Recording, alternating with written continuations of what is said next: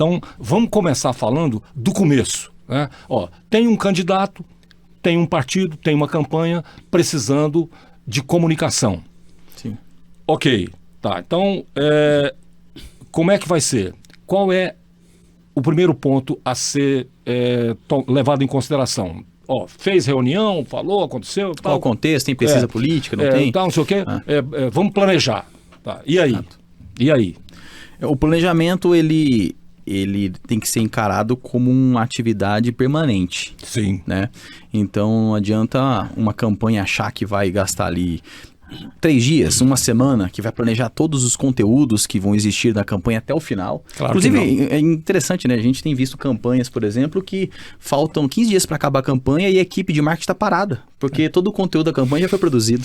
Já viu isso acontecer, né? Ou seja, quando isso acontece... não prevê os cascudos. Não prevê os cascudos. Existe um excesso de planejamento, né? O que talvez, acho que talvez antes até do planejamento, que é o entendimento do contexto, entender as necessidades, posicionar, vem cá, então, quem é o meu candidato? Né, com tudo aquilo que ele vem, né, com todas as possibilidades do ponto de vista de pontos positivos, potencial eleitoral, e também dos pontos negativos, aquilo que de alguma maneira afastaria eleitores mais propensos a votar nele. E uma análise profunda do contexto. Uma análise profunda do contexto. E que você linkaria um outro instrumento, que é um assunto também para 10 horas de podcast, que é o instrumento da pesquisa eleitoral. Que, aliás, é como esse instrumento ele evoluiu ao longo do tempo, né? Nós passamos de pesquisas feitas por amostragem e com uma metodologia de abordagem presencial em pontos estratégicos da cidade, né? Para pesquisas feitas hoje 100% online, que você faz anúncios para as pessoas participarem das pesquisas e a ponderação é feita através das características desses eleitores respondidas de forma 100% online, que tem se mostrado muito eficientes, visto aí Atlas e outros institutos de pesquisa que utilizam metodologias similares. Então, voltando aqui para o planejamento, considerando o contexto que a pesquisa traz, né, ele tem que ser encarado como algo permanente, até porque se o objetivo é eleger um candidato, ele pode não ser eleito, né? A comunicação, o marketing político é um dos fatores que levam um candidato a ser eleito. Existem vários outros fatores que você não controla enquanto profissional, isso é importante de você destacar, mas que esse planejamento tem que continuar. O que é um pós-campanha, né? Então, quantas vezes você que está em casa viu um candidato que depois que perdeu a eleição, desapareceu? E depois, daqui a 4 anos, ou daqui a 2 anos, ele tá de volta como se nada tivesse acontecido. Fui embora, então nunca mais falei nada. Exato. Nunca mais participei. É quase que desativa. Engraçado que hoje, com as redes sociais, você pode ver isso. Ele, literalmente, você vê lá, tem uma lacuna, né, de publicações. Exatamente. Chega lá, outubro... sem publicações. Voltei agora, mas não estou só interessado no seu voto. Exatamente isso. Então, o planejamento ele tem que considerar essas hipóteses, né? Rony, voltei, mas não estou interessado. Não, mas o senhor está sumido tem 4 anos. Não, mas é o seguinte, é porque... Cara, é difícil. E aí, seguindo isso que o Leal tocou no assunto aqui, que é o planejamento, uma das coisas muito importantes, ou seja, na verdade não é muito importante não, eu diria fundamental para estabelecimento de qualquer ação da campanha, é o estabelecimento do conceito que você vai seguir, né? Então o Cássio comentou aqui, você precisa, o profissional e a assessoria, né, precisa trazer todas as informações possíveis daquele projeto e em seguida o profissional de marketing político deveria, pelo menos, né, Leal? Nem sempre o faz, mas deveria estabelecer um conceito consistente e depois desse conceito consistente e aprovado pelo partido, pelo candidato, seguir então no desdobramento desse planejamento. Porque sem isso, é o que eu diria que fica um navio à deriva. Com certeza, né? É o lastro, né? É o fazejamento. Porque senão você começa a fazer um monte de coisa sem saber exatamente para onde você vai. Né? E quando a gente fala de estratégia, as pessoas gostam muito de falar, tem que ter estratégia. Mas a estratégia, ela tem que estar lastreada num conceito muito bem definido e mais, aprovado por quem te contratou e protegido. Protegido, né? Nossa, e aí é uma outra história sobre o protegido, mas... Isso dá um podcast de umas 30 horas. Exatamente. Mas enfim, então, estabelecido o conceito, você começa o desdobramento das ações daquela campanha, daquela campanha, seja eleitoral, ou seja de mandato, ou seja, né, para um partido político. E a gente pode até citar um exemplo que a gente estava conversando aqui antes de começar, que é um exemplo que eu gosto muito, de um estabelecimento de um conceito, que foi 2001, né, já é um conceito um pouco antigo, 2001, na véspera então da eleição de 2002, onde Lula foi eleito presidente do Brasil pela primeira vez, o PT então contratou aquela época Duda Mendonça, né, para fazer aí o marketing político do partido, então um ano antes das eleições.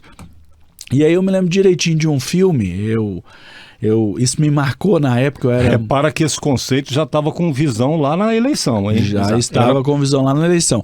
E o conceito era embasado numa frase que eu vou dizer a seguir, mas que tinha a construção de alguns filmes, né, que foram ao ar nos programas eleitorais gratuitos do partido, na propaganda eleitoral do partido, e que um deles era o seguinte: era a cena de uma senhora dentro de um carro de luxo, um carro preto de luxo, passando embaixo de um viaduto, e essa senhora abria o vidro, né, então a cena abria o vidro e a senhora olhava no viaduto, tinha lá uma mãe, né, com a criança de colo, embaixo do viaduto, amamentando uma criança de colo, e aí a cena fecha naquela criança e vem a seguinte frase, o locutor diz o seguinte: se cenas como essa chocam você, né, se cenas como essa mexem com você, você pode até não saber, mas no fundo você também é um pouco PT.